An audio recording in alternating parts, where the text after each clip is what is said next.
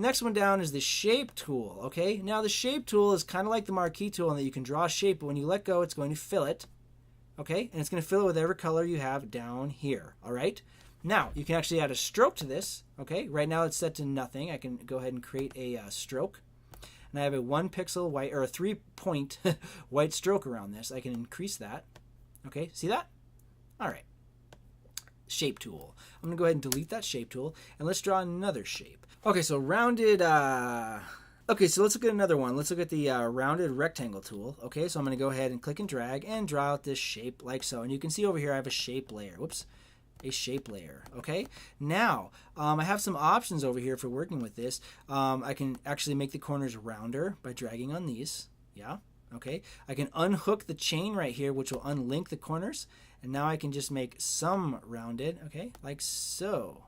Okay, so that just makes some interesting shapes like that. Okay, and of course we could go back to the text tool now and select white as our foreground color, and click right here and type in, Juno.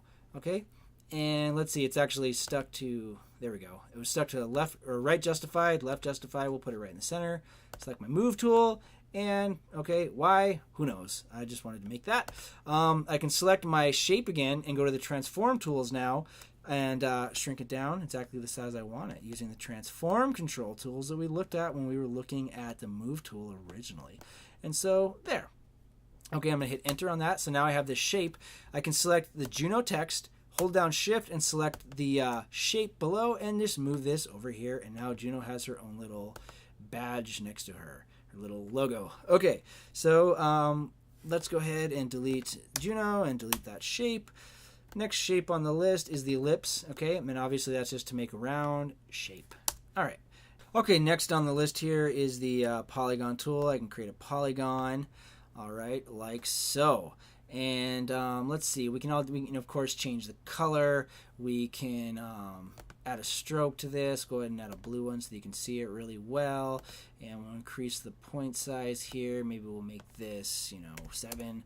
All right, so there, and that's just, a way to make some shapes that we can work with. And of course we can transform these at will. Okay, so that's how you work with shapes. Let's see what else. Custom shapes. So we have a whole bunch of shapes, and you can actually install lots more shapes, and we'll get into that later, but we can just play with some of the custom shapes. So there I can draw in some symbols. Okay, just like so. And of course it's creating a different layer off each one, and that's pretty cool. So I'm going to go ahead and delete these now. Okay, oh, and by the way, it doesn't have to be a fill like this. We can actually work with gradients. Okay, interesting, right? Yeah. Okay, so just go ahead and play around with these options up here.